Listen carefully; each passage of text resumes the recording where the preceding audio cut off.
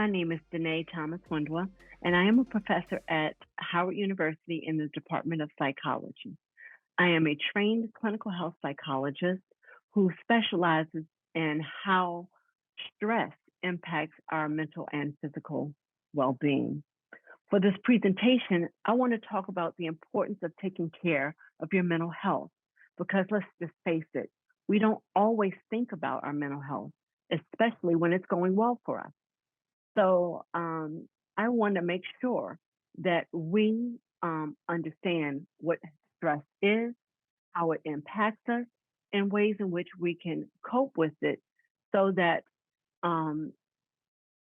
when things don't go so well, you know what to do to prevent anything happening too seriously. College is incredibly stressful. And so developing coping strategies that help to prevent the negative effects of stress is going to be very important. So, what is mental health? And what do I mean by mental health? Mental health contains three important components: emotional, psychological, and social well-being. Our mental health impacts the way in which we think about things, perceive events in our lives, and the way in which life happens, as well as our behavior. So, positive mental health allows us to realize our fullest potential, cope with the stressors that life will invariably bring, work productively in school as well as in work, and make meaningful contributions to our community. Why is mental health so important for you guys? Well, mental health is important for college students because it enhances your entire college experience. It's not just enough to go to college and exist in college. You want to thrive and be happy while you're there. It's 4 years of your life. So let's hope that you can enjoy it. The next reason why you want to make sure that your mental health is okay is that it reduces the likelihood that you engage in risky behaviors. Now, I can remember in my college days, I did some, kind of wild and crazy things. However, some things are just too risky, like excessive drinking, use of drugs, engaging in poor eating habits, and disengaging from your family. So you want to make sure that your mental health stays on point so that you aren't engaging in those kinds of behaviors in order to help you cope. Mental health and well-being is also associated with better academic performance. Now, I like to tell students all the time that learning should be for learning's sake and that you shouldn't always be so caught up in grades. But the reality is grades do matter. GPA does matter. And taking care of your mental health will also help you with respect to achieving the best academic performance that you can. And lastly, the importance of mental health in school. Let's face it, you don't want to drop out. You get in. You took so much effort to get to college, you want to stay there. So it reduces the likelihood of your dropping out. So, what is stress? I've been studying this a long time, and there really isn't one specific definition of stress, but we can generally agree on one kind of definition, which is it's physical and or emotional event that causes physical, emotional, and psychological changes in the mind and body. And this is in order for you to deal with whatever the perceived stressor is. It causes a physiological response that activates, and I'm sure you guys have heard this before, the sympathetic nervous system. That sympathetic nervous system, well, it's your friend. It helps you to deal and cope in the moment with the stress. However, when it becomes too taxing, that sympathetic nervous system doesn't shut off. So again, that's why we want to find ways in which to effectively cope. There are three types of stress that we as human beings encounter. The first is an acute stress. Acute stress can be both positive or negative. A positive acute stressor is important because, well, it helps us rise to the occasion. So, like, think about when you take a test and you need to study for that test, and you get into the classroom and you're taking that test. There is an activation of the sympathetic nervous system to get you on point so that you do the best that you could possibly do. In that case, you want that kind of stress response. However, when an acute stressor, like say for instance, we're stuck in traffic, somebody is taking too long in the shower in the dorm, and you're getting upset and annoyed, that's a negative stress response. Again, our bodies are built for that because at some point it goes back to normal in terms of the activation of that sympathetic nervous system. The next type of stressor is episodic acute stress. Now, this is a type of stress that seems to run what we call rampant throughout our lives. It can kind of be like, well, let's just say it like this. It is the type of stress that you're most likely to deal with when you are in college. And it's that kind of on again, off again. Oh my God, I got to study for this test. Oh my God, I got to prepare for this presentation. Oh my God, oh my God. You know, it's just all of this constant need to, in essence, rise to the occasion. Now, this type of episodic acute stress, we're not as built for. And this is why, with this type of stress, it is incredibly important to, again, develop some coping strategies to help reduce the effects of the kind of, on again, off again stressors that we encounter. The last type of stress is chronic stress. Now, this is a type of stress that seems to not have any end in sight. It's just enduring. And so this is one of those periods where you feel as though no matter what you do, the stress is inescapable. This is the type of stress that our bodies really are not built for. And hopefully, most of you won't have to endure this type of stress. Most of you watching this video presentation have experienced stress. So when can college become too stressful? According to the American Psychological Association, 74% of adults report experiencing some symptoms of stress. I don't have to tell you, college life can often be very stressful. You have to manage the demands of classes, and many of you have to balance your job, extracurricular activities, and your social life.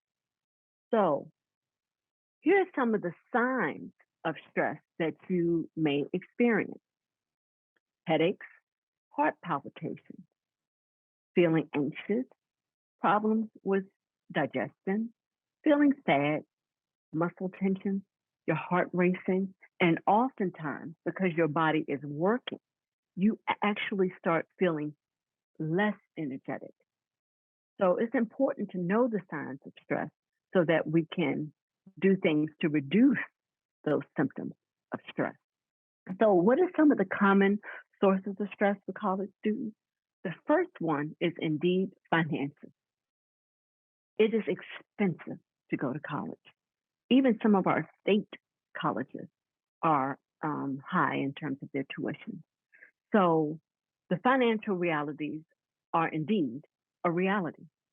So every year or so, the Ohio State University puts out a survey in terms of the percentage of students who find that finances contribute to a high level of stress.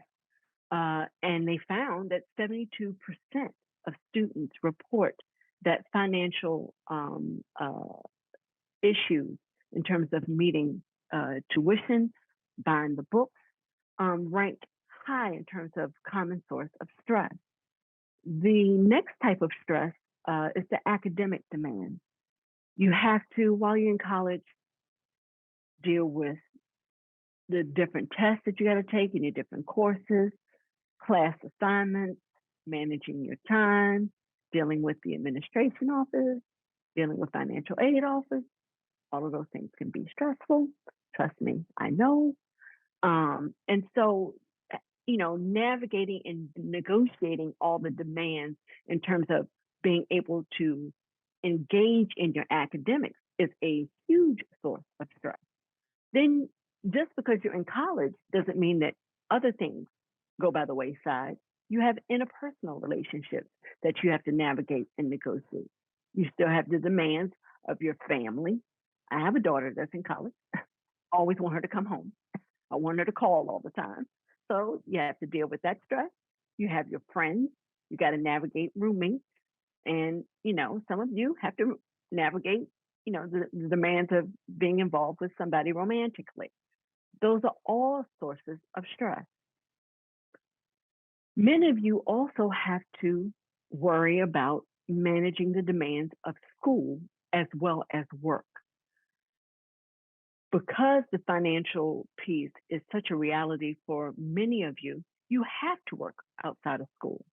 So that is also another source of stress. And then post-graduation plans. You get into your fourth year of college and you have to decide, what am I going to do with the rest of my life? I can vaguely remember that, trying to figure out what it is I want to do after college. That too is a source of stress for many of you. Now, when does stress become an issue? Like I said earlier in the presentation, stress is common. We're going to experience it, it's unavoidable. But there are times in which it may become an issue, and you need to look out for certain signs above and beyond the symptoms of stress. And these include changes in your eating patterns. That means, are you eating too much, eating too little? Are you gaining weight? Are you losing weight? Are you having any disruption in your sleeping pattern? I know sleeping can be an issue for college students, but you have to try indeed to get sleep. And if you find it difficult to go to sleep or remain asleep, that also may be a sign that the stress is becoming an issue. Use of substances as a way to cope with your stress. Now, I'm not naive. I know indeed you're going to engage in some, let's say, alcohol use. And depending on where you are, maybe even some marijuana. But that can't be used as a way in which to cope with the stresses that are in your life. So if you find that you are using these substances as a way to reduce your stress and otherwise you can't find other ways in which to do so, that is a problem. Social withdrawal. When you find that you are pulling away from your family and your friends, the things in which that typically make you happy, this is a sign that maybe the stress is becoming too much to handle. Your decline in academic performance. Oftentimes, if you ask me, dealing with students, that's the first sign. When you are performing in a way academically, and then you all of a sudden see a drop in the way in which you are, doing your assignments, taking your tests, being able to truly read your assignments, do your assignments. If you see a decline in that, that is also a sign. And then lastly, if you find that you're starting to develop, what I would call more serious mental health issues like depression and anxiety. So let's really talk about the numbers in terms of how stress impacts students when the stress becomes a little bit too unbearable. According to the Substance Abuse and Mental Health Services Administration, 40% of college students, as a consequence of dealing with stress, can gain weight and be considered overweight and obese. 60% of college students report having difficulty with their sleeping patterns. 54% of college students admit to consuming alcohol as a way in which to deal with their stress, and 44% admit to using marijuana in all its forms, smoking joints, blunts, bowls, bongs, dabs, pens, and edibles. 44% of you report that as a consequence of stress, you develop symptoms of depression and anxiety. And then 20% of college students report having thoughts of suicide. Okay, now I want to talk specifically about students of color. They are a unique population when it comes to thinking about stress in college. And before I kind of start talking about that, I want to talk specifically about the differences in students who go to HBCUs and then students who are of color and go to predominantly white institutions or PWIs. Now, racism and race-related stress uh, knows no boundaries in the sense that, people who go to historically Black colleges and universities are going to have to confront with the realities of race and racism just as much as students at predominantly white institutions. Because why? Racism exists from a systemic standpoint. HBCUs are unique in the sense that the environment in which students are operating, um, they have, I would say, greater representation. So oftentimes they're in environments where they see a lot of people who look a lot like them. Whereas people of color in predominantly white institutions, they don't have that reality. So the reason why I'm bringing that up is because, make no mistake, students in both of those realities are going to be confronting issues of race and racism that need to be considered when you talk about the additional stresses that college brings with it once they enter school. So I'm going to provide some statistics about um, students of color. They don't really tease out, in essence, what that experience is like from from a historically Black college and university standpoint versus PWI. But I think it's just important to know that there are differences in terms of their stress levels based on race and racism. So, in general, students of color report higher rates of emotional distress. And this happens particularly in their first year because they're making that transition oftentimes from home into a space that is not familiar. And then again, on top of that, they're dealing also with the realities of race and racism.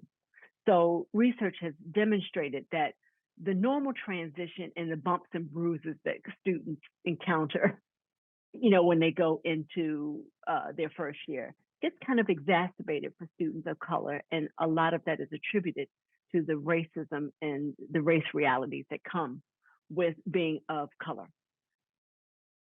They also say that they experience more race-related stress, and that this race-related stress places them at greater risk for mental health problems or distress, if you will. And again, even though the institutions vary in terms of the complexities of race and racism. That doesn't stop at at at an institution's doorstep. So it's important to understand that students that are coming in of color are already tackling issues of race and racism that need to be thought about in terms of their mental health and wellness. 2% of students of color state that anxiety and depression are the reasons for their poor academic performance. 25% say they report suicidal thoughts. And then students of color are also less likely to seek mental health services as compared to their white counterparts. All the more reason that you, as a student of color, need to be aware of what's going on, feel comfortable with reaching out. But institutions also have to bear some responsibility of understanding the unique needs and unique sets of circumstances that you're coming to the table with. I also now want to talk about the mental health of our LGBTQAI population. This is a population like students of color who are coming in with unique sets of circumstances. This is a minoritized community that are already at risk for mental health issues. And these statistics, I want each one of you to pay particular attention to because they're absolutely alarming. 92% of LGBTQAI students report that their mental health has been negatively impacted by has negatively impacted their college experience. 66% report symptoms of anxiety. 53% report symptoms of depression. 52% report feeling socially isolated and alone. And 30% report experiencing thoughts of suicide. These statistics are alarming, and institutions have to be well aware of the unique experiences of our LGBT community. I am going to provide, obviously, coping strategies that I hope all students, but particularly students of color and LGBTQAI students, can take home to help mitigate some of the stress that they experience as a consequence of being in these communities. But I don't want it just to rest on individual responsibility. Institutions have to be well aware of the unique stressors that some students are coming to the table with. And they need to do more to reach out to communities that are at greater risk for mental health problems as a consequence of belonging to these communities. Now, this is not to stigmatize, this is just to be aware. Now, when the stress gets so much that you have to seek help, there are certain signs that you have to be aware of, that it gets to the point that you cannot engage in what I call activities of daily living. Then this is when you're going to have to reach out and seek help. According to a recent report, I think by US News and World Report, 23% of college students meet the diagnostic criteria for anxiety disorders. What do I mean by diagnostic criteria? We in the field of mental health, so mental health practitioners, have diagnostic criteria that we use in order to diagnose somebody with a mental health issue. If you have a certain number of some of these symptoms, we then diagnose you with a disorder. And I want to give you some of the signs of anxiety symptoms that we as clinicians look for to see whether or not you indeed meet criteria for a mental health disorder.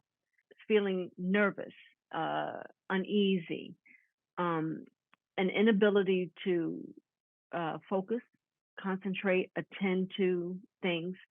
Um, Another characteristic sign of anxiety is uncontrollable worry, feeling overwhelmed.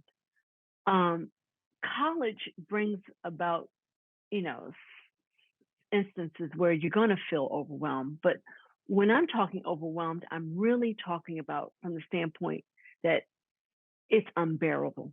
It's to the point that you don't feel like you can do anything. Um, you often, when you're anxious, feel irritable.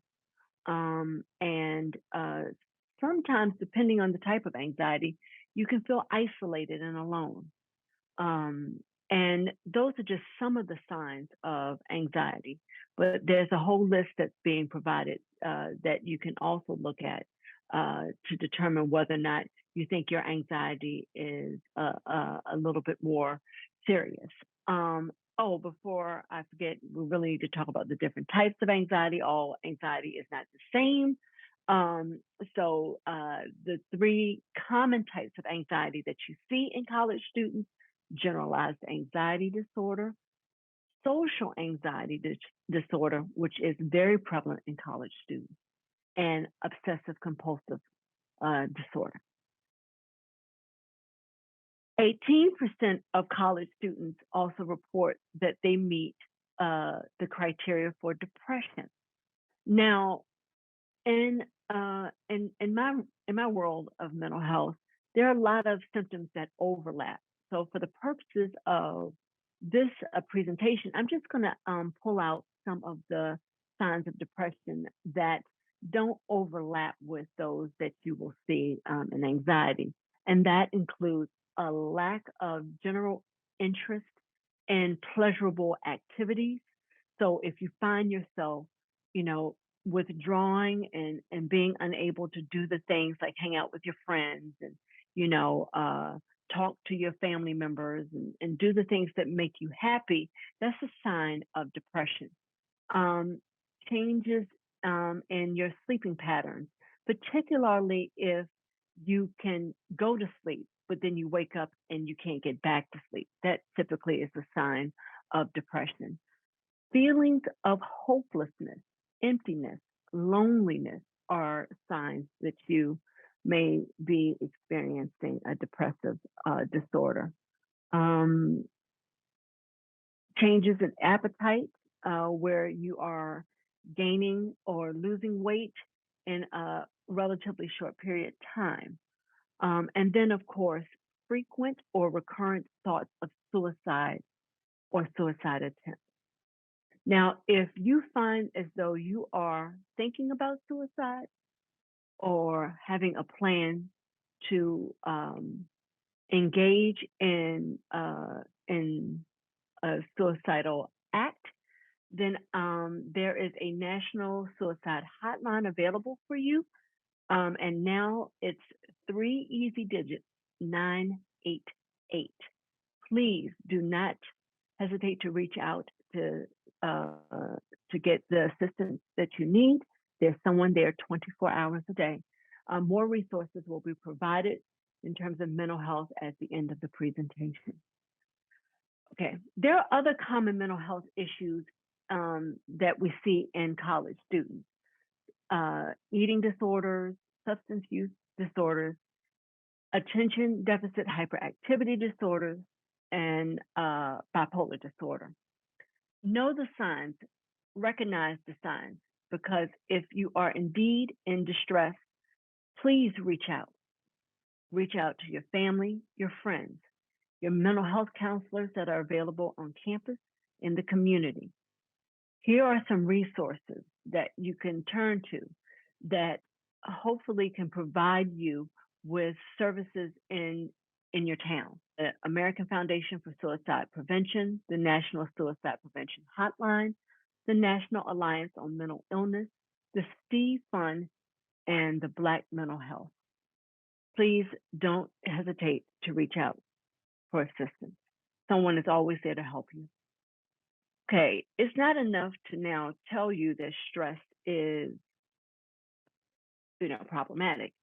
I want you to be able to leave here with some understanding that there are ways in which you can effectively cope with stress. You can't avoid it, so let's find ways to be proactive and cope with it. One of the ways in which you can do this is get enough sleep. On average, college students get roughly 6 hours of sleep. However, 8 hours is recommended. I know it's not always easy to sleep while in college, but sleep is important, not only biologically, but psychologically. So, what should you do? Try to maintain a regular sleep wake cycle. Again, I'm not naive. I know this is difficult, but if you try to find a time to go to bed every night at the same time and try to wake up in and around the same time, that helps you to develop a good sleep routine. Find ways in which to unwind, relax before you go to sleep. That means shutting down your mind, cutting off that computer, limiting your social media. So that may be, taking a shower, listening to soothing music, meditation, deep breathing. Create an environment that promotes sleep. The next thing you can do to help mitigate your stress is eat well-balanced meals. Now, college campuses can be a little bit challenging in terms of eating healthy, but finding ways to eat balanced meals throughout the day can reduce your risk for developing depression and anxiety. And it will also improve your ability to think and concentrate and do the things that you need to do to be successful in college. So, what do I mean by eat balanced meals? Make sure that at mealtime you have a protein, a complex carbohydrate, and some healthy fats. A complex carbohydrate like brown rice, healthy fats like avocado. Eat at regular intervals. So, again, eat at breakfast. Try to have a midday snack. Then eat lunch, and then a late afternoon snack, and then dinner. And then try not to snack too much throughout the day. And if you choose to snack, choose healthy snacks like almonds, dried fruits, etc. And then remember to stay hydrated. It is important that you drink as much water as you possibly can throughout the day. Next, engage in regular exercise. Research has demonstrated that college students who engage in regular exercise are likely to have better mental health and overall enjoy college. It is recommended that you guys engage in a minimum of 2.5 hours of moderately intense physical activity per week. So go out for a brisk walk. If you like to run, I'm not one of those people, but if you like to run, jog, aerobics, dance class, playing basketball. Find time to work out and make it a priority. Incorporate both cardiovascular exercise as well as strength training. The next thing I want you to think about when in terms of reducing your stress and coping with your stress is setting realistic goals. We all have things that we want to achieve while we're in college, but you have to establish short and long-term goals that are realistic. So when thinking about setting goals, think about this acronym. Think SMART. Your goals should be specific, measurable, achievable, and relevant to what it is that you're trying to do, and time bound. There's so many YouTube videos out there and programs that talk specifically about developing SMART goals. So I encourage you to put in your search engine SMART goals, and you can find resources to help you do so. Next, make time to relax. What do I mean by that? Engage in activities that truly reduce your mental stress and energy. Engage in activities that calm you, that deactivate your sympathetic nervous system. And these are activities like listening to music, walking around with your friends, again, yoga and meditation. Can you tell I'm a big fan of yoga and meditation? And engaging in some aromatherapy. If you have the opportunity, get a massage. For some people who like to do so, go get a manicure. I'm not one of those people, but whatever it is that makes you feel good mentally and relaxes you, I encourage you to do it. Lastly, find your tribe. Find your social support system. Everybody needs it. Everybody needs a social network. We are social beings. Students who report having a strong social support network say they overall have a better experience in college. And your network can consist of family, friends, teachers, professors, administrators. You don't have to limit it. Anyone who can help you through the college experience, utilize them.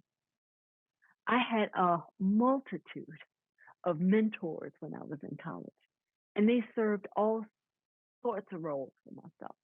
I had a host of friends and family. Find somebody to connect with. Social engagement is important. Stepping outside your comfort zone and finding those things that, are not necessarily traditionally within your college or your school or your major, and branching out and investigating outside of that. When I was in school, I was a political science major, believe it or not, before I entered into psychology. I was in a singing group. So that's a way in which I broadened my horizons, and I had my tribe. It was an a cappella group, yeah, try to do some things like that and branch out, because trust me when I say it helps with your stress level. And it ultimately, to me, helps you not take yourself and college life so seriously. It's a way to have fun. Now, I wish someone, when I was coming through, did this for me, and I hope it's helpful for you. I say this to my kids to this day. Find an affirmation or two or three that you can say to yourself every day. I have a whole host of them that I say to myself, and I'm sharing one with you right now. This helps me remember that I am indeed powerful, that the only thing that limits me is me and my fear if I allow it. Find something that resonates with you and say it. It really does help when you say it. Words are powerful and they're meaningful, and you owe it to yourself to say something that's going to motivate you to be the best you can possibly be.